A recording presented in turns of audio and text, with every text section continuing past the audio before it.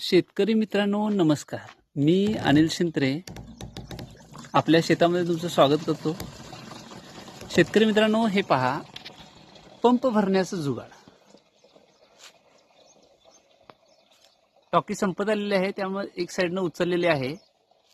तर शेतकरी मित्रांनो, पंप भरण्यासाठी मजुरांची आता जास्त पंप भरण्यासाठी कंटाळा येतो. पंप भरायचं, मग औषध मारायचं.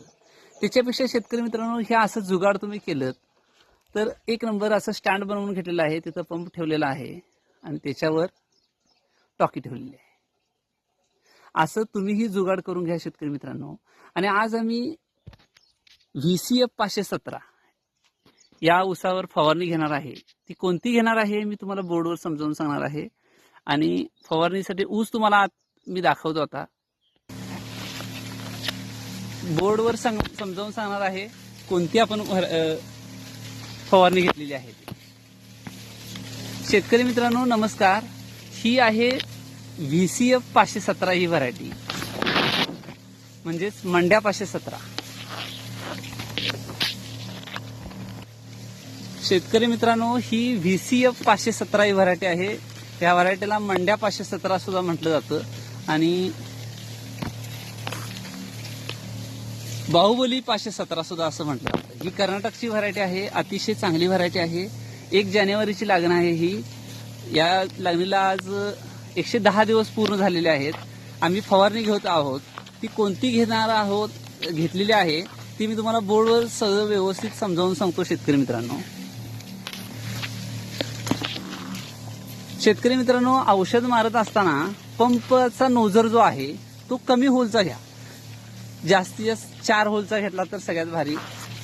1 थेंब पाण्याचा जो असतो त्याचं 20 ते 25 थेंब बारीक असं मायक्रो पार्टिकल्स व्हायला पाहिजे शेतकरी मित्रांनो. तर ते व्यवस्थित पानावर औषध पसरतं आणि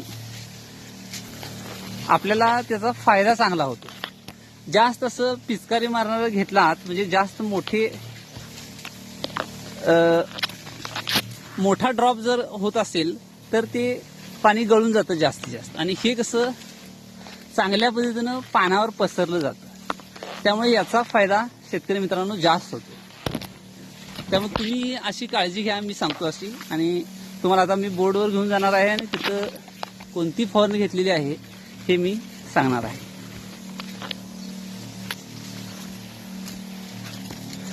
तर शेतकरी मित्रांनो, नियोजन कोणत्याही गोष्टीचं करणं सगळ्यात महत्वाचं आहे. डे वाईज शेती जर तुम्ही केलीत म्हणजे दिवसाला वाढ लक्ष चांगल्या पद्धतीनं असं तुम्ही दिलं, प्रत्येक दिवसाला वाढ जसं माळव्याकडे आपण लक्ष देतो तसं जर का ऊसावर लक्ष दिलं तुम्ही तर ऊसाचं सुद्धा उत्पादन भरघोस घ्यायला शेतकरी मित्रांनो काहीच अडचण नाही. आता आम्ही 1 जानेवारीची लागण आहे. या 1 जानेवारी म्हणजे पुढच्या वर्षी 1 जानेवारीपर्यंत ऊस हा घालवायचा आहे शेतकरी मित्रांनो. तर एकरी 80 टन 1 वर्षामध्ये ऊसाचं उत्पादन घेणं सहज शक्य आहे. तर त्यासाठी नियोजन करणं गरजेचं आहे. आता आम्ही फवारणीसाठी कोणतं खतं घेत आहे हे चला आपण बोर्डवर तुम्हाला मी समजावून सांगतो. शेतकरी मित्रांनो, तुम्हाला मी 1 एकरासाठी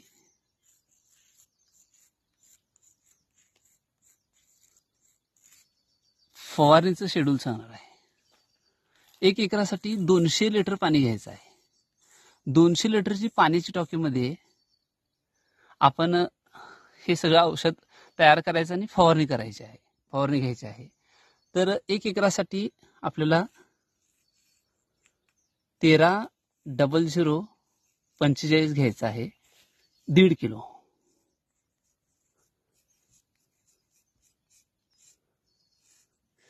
शेतकरी मित्रांनो, जे काही आता फुटवत झालेले आहेत ते फुटवे चांगले सशक्त असे फुटव्यांची वाढ व्हायला पाहिजे आपल्याला आणि एकसारखे आले पाहिजे वर. आणि 2 कांडीतलं अंतर सुद्धा चांगल्या पद्धतीनं डेव्हलप झालं पाहिजे, वाढलं पाहिजे. साईज चांगली डेव्हलप झाली पाहिजे. साईज चांगली झाली पाहिजे. हे जे अंतर आहे हे वाढलं पाहिजे आणि ही जी साईज आहे ही सुद्धा चांगली डेव्हलप झाली पाहिजे. यासाठी आपण आता फवारणी घ्यायची आहे. 13-0045 1.5 किलो. त्यानंतर कॅल्शियम नायट्रेट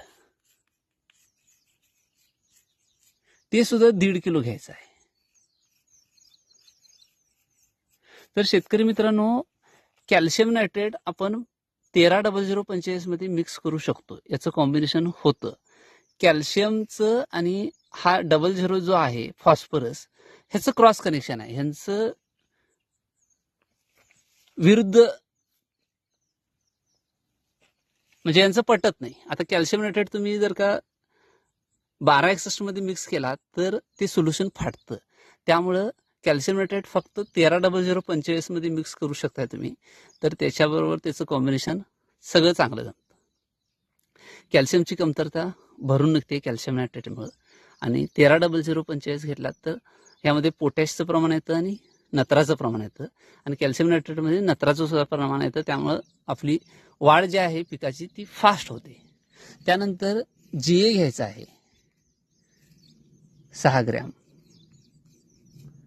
6BA घ्यायचं आहे तेही 6 ग्रॅम. तर शेतकरी मित्रांनो, GA मुळे काय होतं, जिबरेलिक ऍसिडमुळे हे जे अंतर आहे दोन पेरातील, दोन कांडीतलं अंतर, हे चांगलं पद्धतीनं डेव्हलप होतं. 9 ते 10 इंचाची कांडी डेव्हलप होते GA मुळे. आणि 6BA मुळे पिकाच्या वाढीला जोम येतो. त्यामुळे 6BA सुद्धा GA बरोबर वापरायला काय हरकत नाही. 6BA समजा शेतकरी मित्रांनो, तुमच्या शेतामध्ये नारळाची झाडं असतील तर नारळाचं पाणी जर तुम्ही वापरलात तर त्यामध्ये 6BA घटक अवेलेबल असतो. त्यामुळं नारळाचे पाणी जरी 5 नारळ जरी घेतलात, 5-6 नारळ, आणि त्याचं पाणी काढून जरी त्यामध्ये टाकलात तर 6BA घ्यायची काय गरज नाही.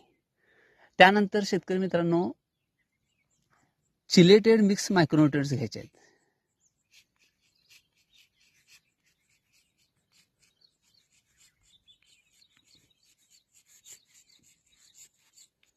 चिलेटेड मिक्स मायक्रोन्यूट्रिएंट्स घ्यायचे आहेत.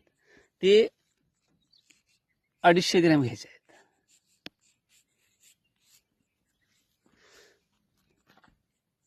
त्यानंतर सीवीड एक्स्ट्रॅक्ट घ्यायचा आहे आपल्याला शेतकरी मित्रांनो.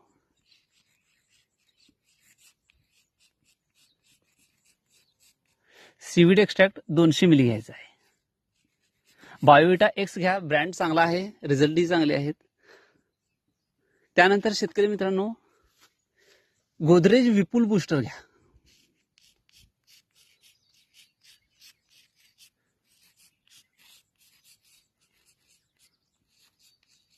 बूस्टर हे 200 ml घ्या. शेतकरी मित्रांनो, उन्हाळ्यामध्ये प्रकाश संश्लेषण क्रिया, ऊन भरपूर असतं आणि अन्न चांगल्या पद्धतीनं तयार करण्याचं काम हे गोदरेज विपुल बूस्टरचं आहे. ट्रायकॉन्टिनॉल म्हणून घटक यामध्ये येतो. अतिशय त्याचे रिझल्ट चांगले आहेत. त्यानंतर कीटकनाशक आणि बुरशीनाशक. कीटकनाशकमध्ये रोगर वापरू शकताय 200 ml. प्रत्येक वेळेला कीटकनाशक बुरशीनाशक आलटून पलटून वापरा. त्यानंतर क्वांटाप वापरू शकताय बुरशीनाशकसाठी 200 ml. शेतकरी मित्रांनो, ही फवारणी करा. तुमच्या ऊसाची पानं सुद्धा रुंद होणार आहेत. पानं जेवढी रुंद होतील तेवढं तुमचं ऊसाची ही जी आहे जाडी वाढणार आहे.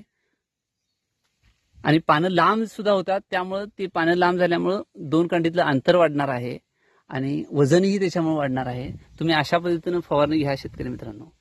आणि माझ्या चॅनलला फॉलो करा. फेसबुकला जे शेतकरी बघत आहेत त्यांनी चॅनलला फॉलो करा, शेअर करा बऱ्याच शेतकऱ्यांपर्यंत, जेणेकरून जास्तीत जास्त शेतकऱ्यांपर्यंत ही माहिती पोहोचेल.